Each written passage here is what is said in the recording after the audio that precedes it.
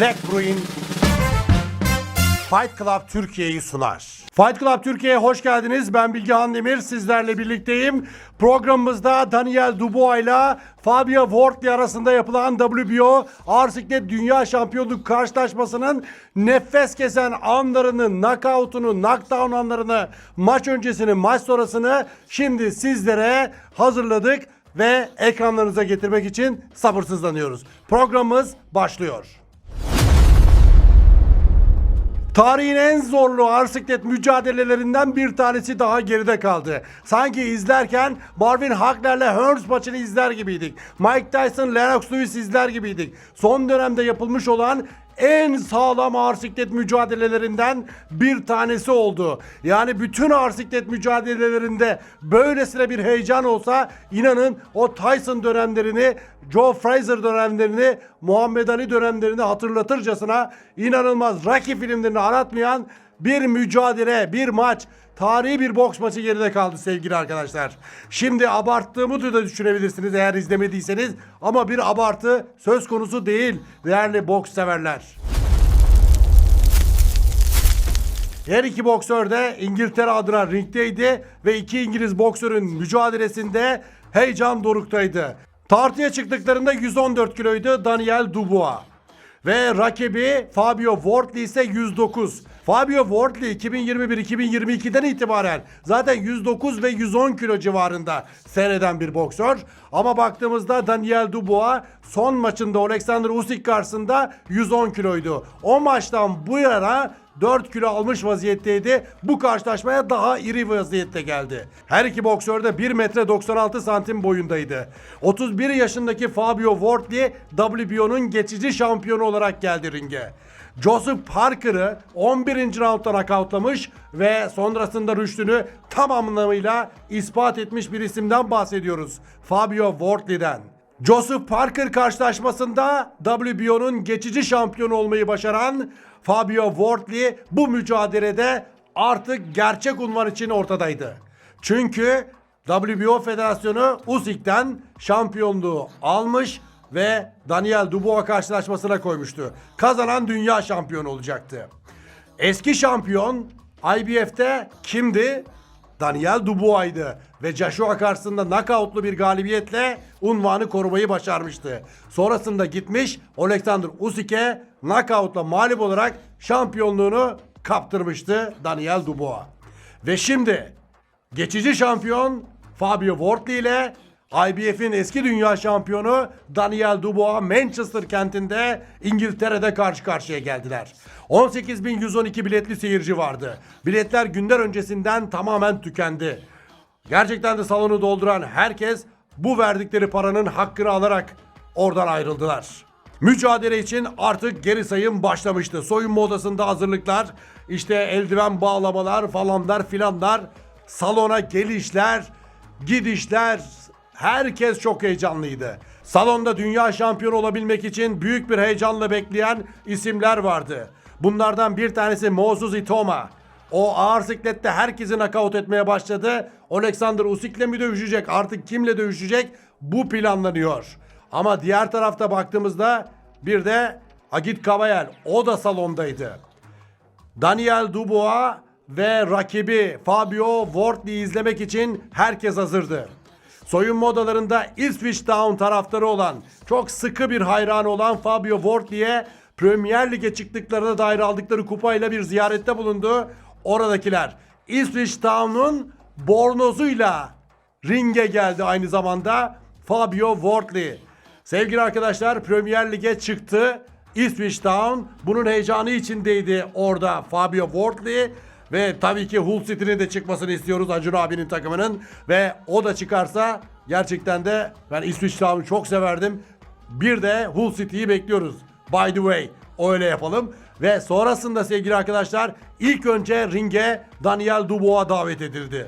Daniel Dubois'ın ardından da geçici şampiyon Fabio Wardley geldi ringe. Ve ringe bornozunun arkasında Ipswich Town'un logosunun ve isminin yazıldığı bir bornozla geldi, az önce söylemiş olduğum gibi Daniel Dubois'ın rakibi Fabio Wardley.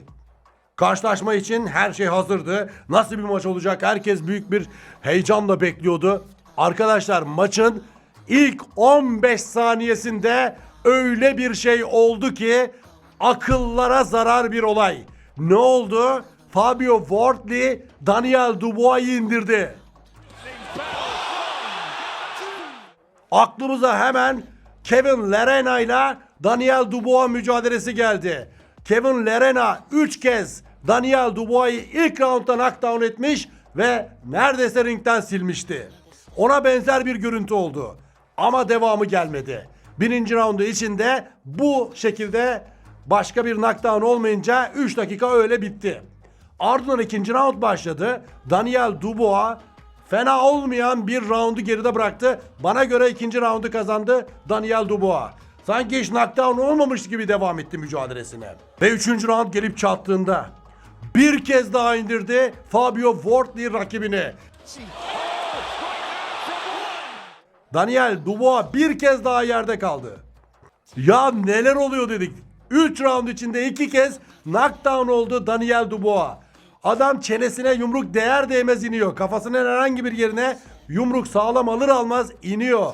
Ve yine Wardley karşısında da bunu gördük. En son hatırlayacaksınız sevgili arkadaşlar, Usyk maçında knockout olduğunda Daniel Dubois gerçekten sağlam bir yumrukla indi. Ama birinci maçı hatırlayın Usyk'le. Oradaki indiği yumruklar yine değiyor, yani çok sert gelmeyen yumruklarla bile Daniel Dubois yerde kalabiliyordu. Bu mücadelede de yine bayıltıcı yumruklar olmamasına rağmen knockdown oldu Daniel Dubois. Dördüncü roundda ne olacaktı? Daniel Dubois toparlandı, dördüncü roundu kazandı. Bakın akıllara zarar. İlk 4 round indiği roundları kaybetti. İndirilemediği yumruklarla indirilemediği roundlarda da kazandı. 5. round böyle çok da hatırlanacak bir round değildi ama 6. roundun sonlarında Wardley'i knockout'un eşiğine kadar getirdi Daniel Dubois. Neredeyse knockout ediyordu. Gong sesi kurtardı Wardley'i. 7. roundda Wardley toparlandı ve gerçekten belki de yıktığı roundlar hariç kazandığı tek roundtu 7. round Wardley'nin. Sonra 8, 9 derken 9. rounda başlamadan önce bir doktor kontrolü gerçekleştirildi. Hakem devam dedi. Hadi devam etsin. 10. round başlarken bir doktor kontrolü daha olamaz. Devam etmemeliydi. Devam etmemeliydi. Öyle bir görüntü vardı ama yine doktorlar ve hakem devam ettirdi mücadeleyi. 10. roundun son saniyelerinde yine neredeyse yıkılıyordu derken round bitti. Arkadaş 11. round başladı ve Daniel Dubois kontrolü götürdüğü maçın o roundunda yine yumruk bombardımanına başladı. Ve hakem hemen araya girdi bu kez ve mücadeleyi tamamlattırdı.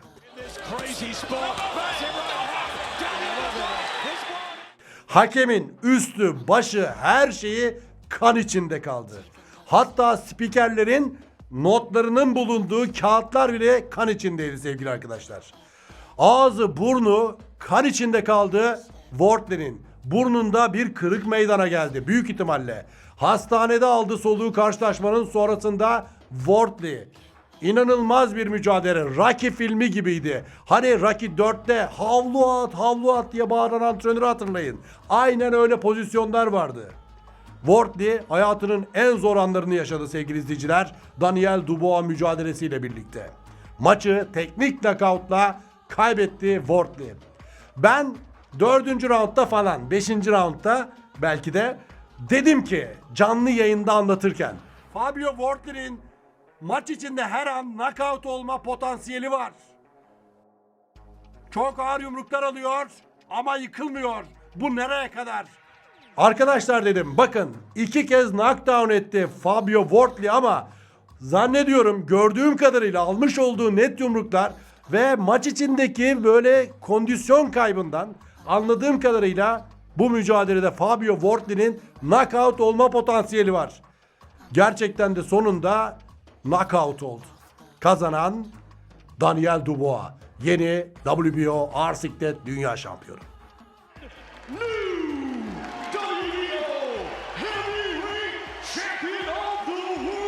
Maç biter bitmez hemen ringin kenarına geldi Fabio Wardley. Annesine doğru seslendi. İyiyim anne, iyiyim, gayet iyiyim. Hiçbir sıkıntı yok, problem yok gibisinden annesiyle bir iletişim kurdu.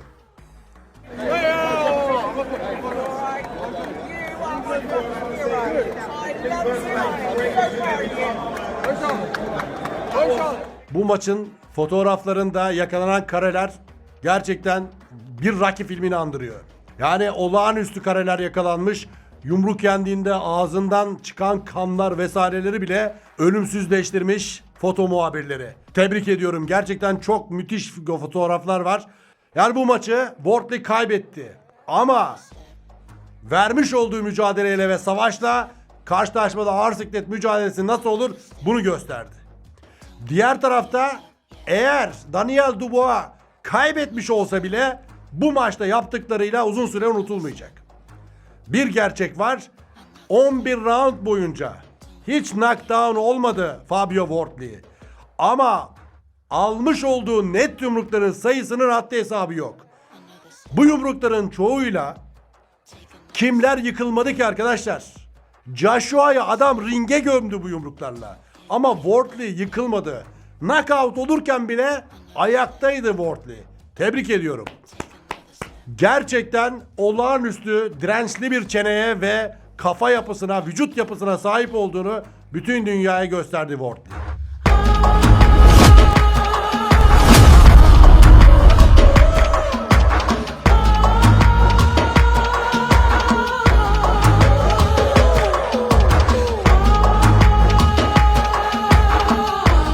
Sırada ne var?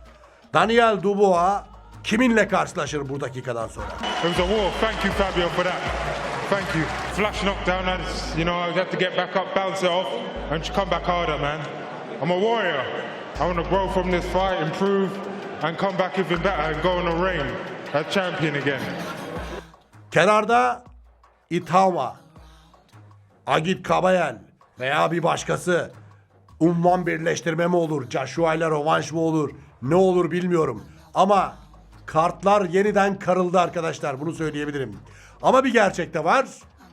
Bu mücadelenin sözleşmesinde bir rövanş maddesi var.